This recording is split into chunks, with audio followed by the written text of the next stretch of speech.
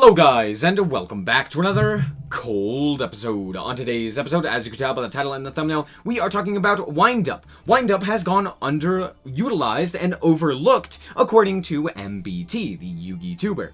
Now, MBT, I'm sure a lot of you already know him. If you don't, just look up MBT Yu-Gi-Oh! You'll find him. But he created a short, as well as has played on stream, this Decklist, and talked about Wind-Up in particular, with Zenmaity being unbanned, or more specifically, limited to 2 in Master Duel, saying that with Zenmaity at 2, you can basically perform infinite material type combos, where you're just able to constantly recycle resources, basically go into whatever you so desire. So, I took his list, and I tried it out. I tried it out in the Dualist Cup to just see how good of a deck it could be, and I'm just going to show you what ended up happening. So I'm going to first do the deck list, and then I'll show you the win rate, as well as some of the replays, and then I'll give you at the end my overall thoughts. So this is the deck list copied card for card from MBT, and yeah, let's just quickly go over the cards. First and foremost, we're starting off with Triple Maxi, Triple Ash. This is it. That's it. We're not playing the Called By because instead we're playing Sekka's Light. So there's that. As for the rest of the cards, we are playing a whole bunch of ways to get to 3s. Why? Because Zenmaity is generic. Why is Zenmaity generic? I couldn't tell you, but Zenmaity is generic. So we have Gallus, which is very good. If you mill a monster, you get a special summon this, and it's not a once per turn. So if you have 3 of this, you get 3 materials, basically, unless you randomly hit a Sekka's Light, which I have done. Anyway, next up we have Triple Junk Forward, just free special summon. We have ourselves the Takatomborg and the Terror Top. We have ourselves as well the Psychic Wielder, the Tracker, the Jackalopes, and the Dangers. So these are all in here pretty much just to help facilitate just free special summons of level 3s. They're all level 3s. They all special summon themselves in some way or another, and so there's that.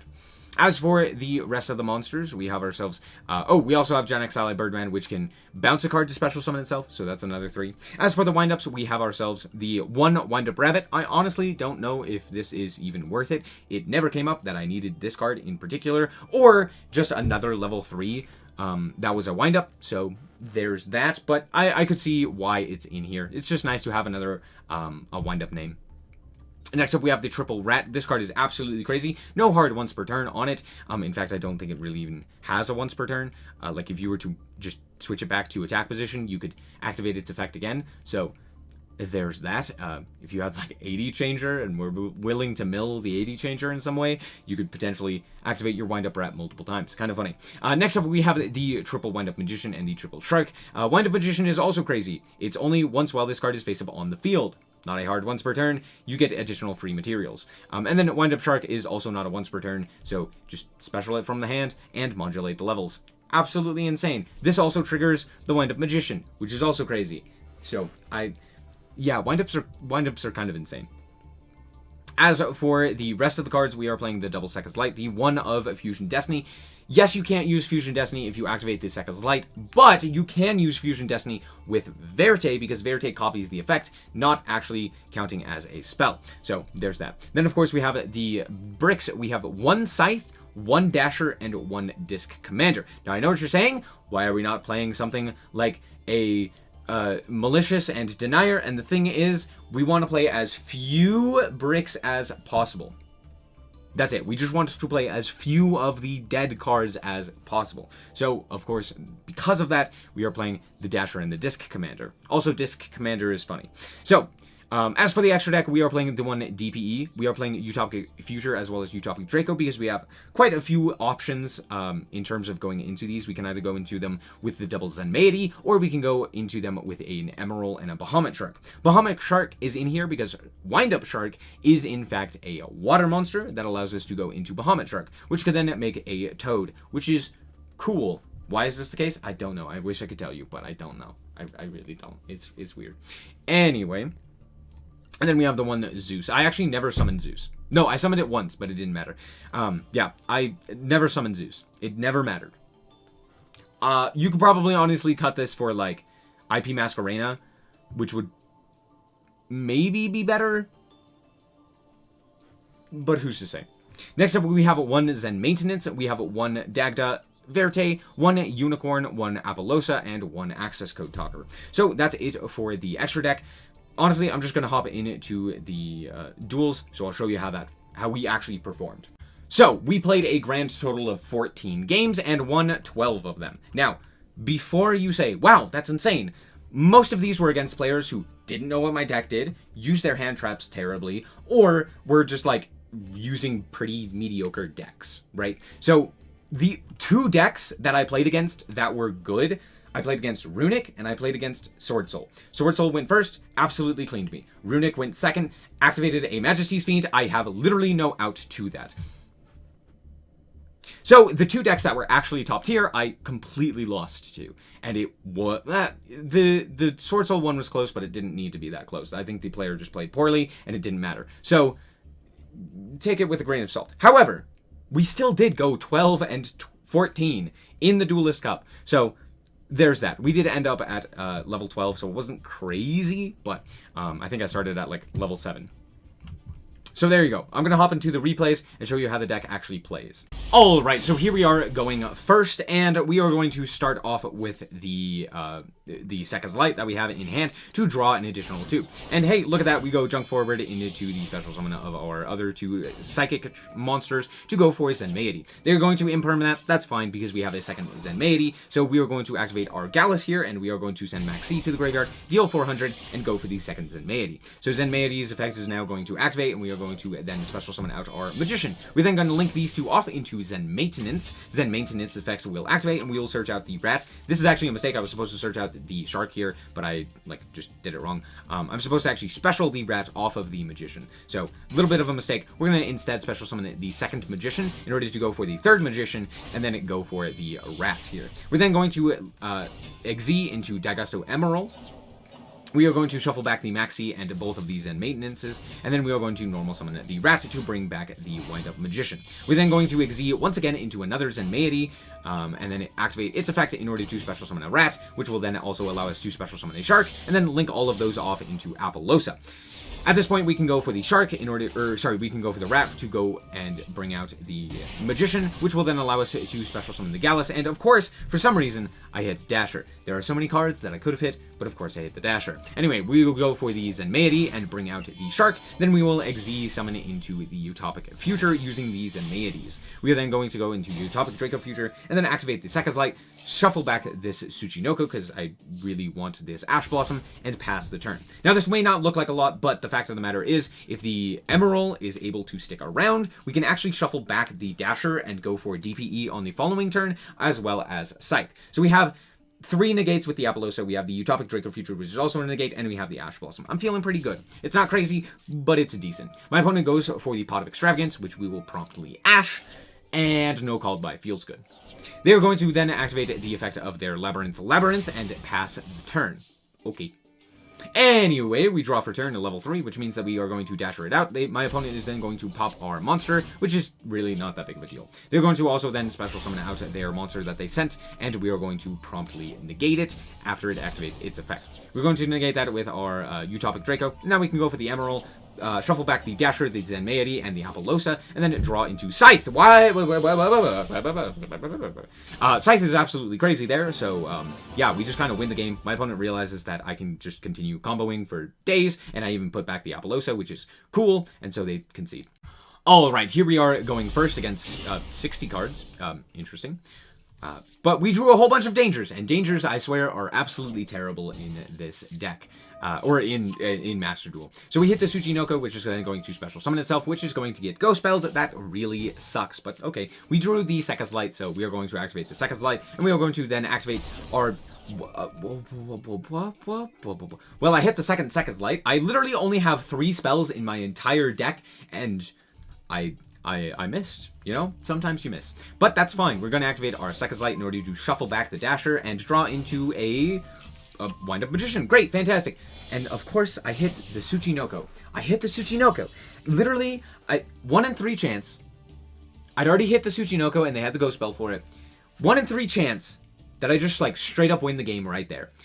Okay, things will get a little bit more interesting. We're just going to go for the DPE pass, but the fact of the matter is that my opponent has already used 2 of their cards. We have the Ash Blossom, so, you know, there's a chance. There is a chance. We also have Rat as an additional follow-up, so if my opponent doesn't kill me here, we're good.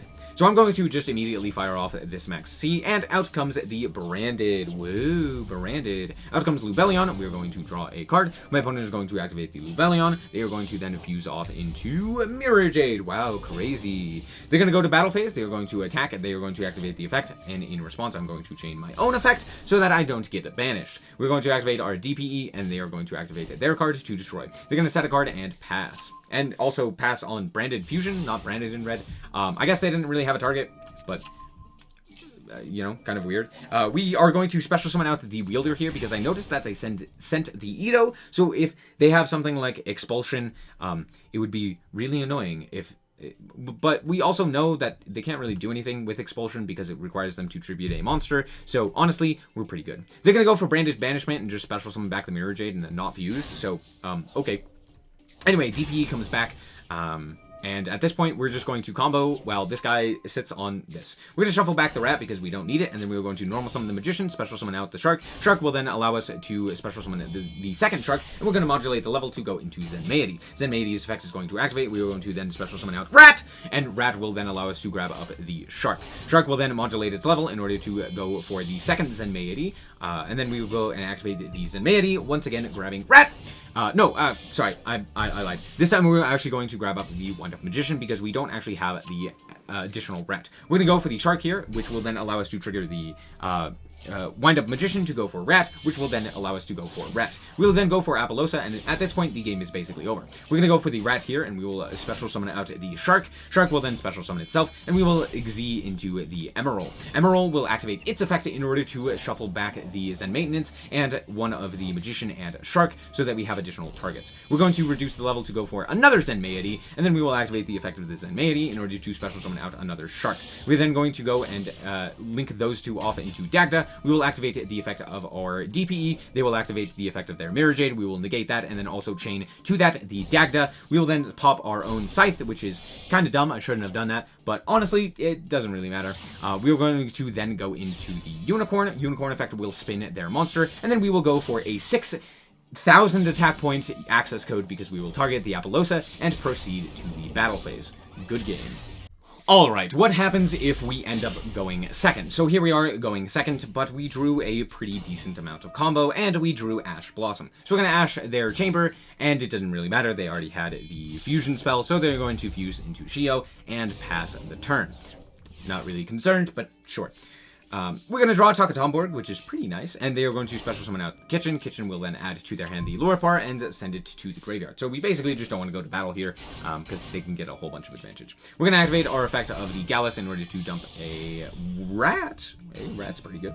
So we're going to go for a Zenmaity here, which will promptly get negated. That does hurt, but it's honestly not the end of the world, because we are now just going to go and make the second Zenmaity. Zenmaity will then activate its effect in order to bring out the Rat. Rat will then bring back the second Rat. I don't know why I go for the Rat here instead of Zenmaity, but it's fine. We are then going to go for the Zen Maintenance, which will add the Shark. Then we will activate the Zen Maintenance to bring out the third Rat, activate the Rat, and then bring out another Rat, which will then allow us to link off into a Dagda. Again, once again, you can also bring out your own Zenmaity. I don't know why I don't do that, but I guess it doesn't really matter all that much.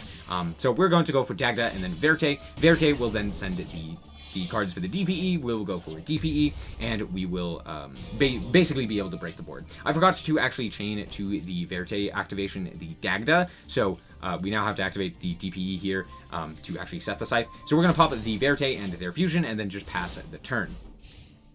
They're going to then, we are then going to activate our effect in order to pop our DPE and our Scythe, just to kind of get the Scythe onto the field and prevent them from going into the extra deck. They're then going to activate their fusion spell changeover in order to add it to hand, and then set a card. I don't know why they set a card, but I guess they didn't want to do anything, but that's their death sentence, because now we get to go Wind Up Rabbit, and then special summon out our DPE. And now we can go for the Unicorn into access code, and this is lethal. We have a Light and a Dart in the graveyard, so the access code at 53 is able to take them out. It's 5,800 damage total with 2 pops, and they were at 74 thanks to the effect of our Gallus, which burned them for 6. So The burn did matter. Alright, so this time we actually ended up with 2 hand traps in our hand, which is pretty nice. But we are going to start off with our Tsuchinoko, which ends up hitting itself, because of course it does. So we're just going to special summon out the Tsuchinoko. We're going to activate the Tsuchinoko again, and this time we actually hit something. We actually draw into probably the best card, the Wind Up Magician, so we're just going to slap that down, and then special summon out another Wind Up Magician. Wind Up Magician will then grab up a Rat, which we will then link off 2 of our monsters in order to go for Zen Maintenance. Zen Maintenance will search the Shark, trigger the Magician, and Magician will go for Magician. This will then trigger the Shark, which will then trigger the Magician, which will then special summon out the Shark, which will then go into Bahamut Shark. This is the first time we've seen this, but this is absolutely insane. We now get to go for Toad, and then go for Dagusto Emerald. We're going to activate the Zen Maintenance in order to go and go for the Rat, which will then allow us to special summon the Shark. We're then going to activate the Shark, and then we will trigger the Emerald in order to put back 3 of our monsters. We're going to put back 1 of the Zen Meities, as well as 2 of a Danger and a Magician, I believe. And then we will go for the Utopic Future, using the 2 rank 4s that we had. We will then go for Zen Meity, which will then allow us to special summon out another Rat, which we shuffled back. It wasn't Magician, it was Rat, sorry. Which will then allow us to bring out the Shark, which we will then use in order to go for we will add back the Shark in order to go for the Gen X Ally Birdman, which we drew off of the Emerald, which now allows us to special summon this Shark. Then we will link off the Shark and the Zen Meity for Dagda. We will then activate the Zen Meity to trigger the Dagda to set the Scythe, and also special summon out the Magician. Magician will then be linked off for a Verte Anaconda. We will activate we will then link off for an Apollosa. We will then activate the Verte in order to special summon out our DPE, and we will pass on that. So ultimately, what do we have? We have Apollosa with 2 negates. We have a Toad, which is an Omni negate. We have the Utopic Draco. We have the DPE. We have the Scythe, which is a Scythe lock. And then we have 2 hand traps in hand. That's 7 points of interaction. Actually, it's not 8 points of interaction, which is cool. And potentially, no, there's no more. We literally have the most amount of interactions. So, nice. They're going to go charge of the Light Brigade. I'm going to negate that to prevent them from searching something that they could actually utilize. And then they are going to activate their Wolf. We are going to then Max C them, because of course we have Max C as well. And then we are going to promptly destroy their Wolf, as well as summon out the artifact Scythe. So Scythe locking them, preventing them from actually doing anything. We're then going to negate with our Apollosa. My opponent realizes that the game is over and concedes. Cool, fun, fair Yu-Gi-Oh! Alright, so we drew Fusion Destiny. You love to see it. So yeah, we have Junk Forward, so we're going to special summon that, and then normal summon the Rat, which will then trigger the Shark, and then we will activate the Shark in order to reduce its level to go for Zen Meity. The reason we're doing this is because we want the Rat in attack position, and we can special summon out another Shark. So we're going to go for the Shark here, and we are also going to then trigger the Magician. Magician will then be special summoned. We will then trigger the effect of our another Magician. My opponent realizes that the game is over and concedes. Yep, that's how it goes sometimes. So, honestly, this deck is very strong. When it gets to go first, uninterrupted. Honestly, the boards that it makes aren't anything too special in today's modern metagame, and a big issue with this deck is the fact that it just straight up dies to Nibiru. If your opponent has Nibiru, they Nibiru you basically don't get to play the game. Like, 9 times out of 10. Unless you get really lucky and you happen to draw a Rat, but don't need it to use your normal summon, then maybe you can do additional plays, but honestly, at that point, you probably have already gone through both of your Zen Meities, and you're probably just ending on, like, Verte Pass, which isn't bad, but honestly, if your opponent has 5 cards in hand and they just Nibiru you, you're probably dead anyway, so there's that. The other big issue that this deck has is the fact that it doesn't really have the greatest matchup against, like, back row heavy decks. If your opponent sets, like, 5 and passes, you're probably not going to win that game. You have, like, Toad and DPE, maybe, that to deal with that, but, like, that's it. And in the current metagame, with Runic and Labyrinth being the two newest decks that have come out, and a lot of other decks that are just really strong with specifically the fact that they are using spells and traps, like Sword Soul using Blackout, and, again, Runic being just everywhere, as well as other such Floodgate-type decks, it's really not a great fit in the current metagame. Granted, you could change this up to go for more of the actual spell and trap negates. Like, for example, you could do Auroradon stuff, because Zen Meity and Zen Maintenance are both machines, so you could link those off for Auroradon, and then continue your plays to do, like, the Auroradon lines, which then also ends on more Omni negates, but it is a lot more disruptible. Like, a single Imperm just kind of shuts you down, or, like, you know, what have you. But I think a lot of people don't know how to hand trap this deck. They don't know, you know, should I hit the Zenmaity? Should I wait for other such cards to interact with? What should I be negating? What should I be interacting with? And I think that is a big boon for this deck. Also, I think a lot of people aren't running as many hand traps nowadays because of things like Runic and the like. So they need to be running less hand traps and more like board breakers, like evenly matched and the like. But honestly, your deck also doesn't do good against like evenly matched or Dark Ruler or what have you. So there's that. I think the deck's good. I will say that I do think that this deck is overlooked, and Zenmaity is absolutely crazy. But I don't think it's as good as MBT may have let on. I don't know how much he believes in this deck. I don't think he thinks that it's like tier 1. But I still believe that something like Spiral or Adamantipator are better than this, just due to the fact that they have insulation against Nibiru, whereas this deck just straight out doesn't. They basically set up a similar amount of interactions with a similar board, but the difference is one can play through Nibiru, or actually the other two can play through Nibiru, and this one can't. It just straight up can't. It's not really feasible for this deck to do that. You can't really put a negate on the board while still being able to combo prior to the Nibiru 5th summon. So like, yeah, you could go Apollosa, but then you have literally nothing else on your field. You might be able to make a Bahamut Shark prior to the 5th summon, but then again, you're probably out of materials at that point because you didn't go for Emerald, or like you didn't go for multiple Zenmaities or something along those lines. So yeah, all in all though, still a cool deck. I'm glad that I built it, and I'll probably continue to play it. It's very fun to play overall, and yeah, it's still very strong. It doesn't brick as often as well as like Adamantipator does, or no, that's it. Just Adamantipator bricks a lot. Spiral, I guess, kind of bricks as well. But all in all, pretty cool. Anyway, that's going to be it for this episode. I hope that you guys did indeed enjoy. If you did, a like is very much so appreciated. And if you want to check out my more Yu-Gi-Oh content, then just be sure to subscribe. Anyway, thank you guys so much for watching, and remember to always stay frosty. Bye-bye. Shout out to the Frost Guard, my members. Thank you guys so much for the support, and I hope you enjoy the content.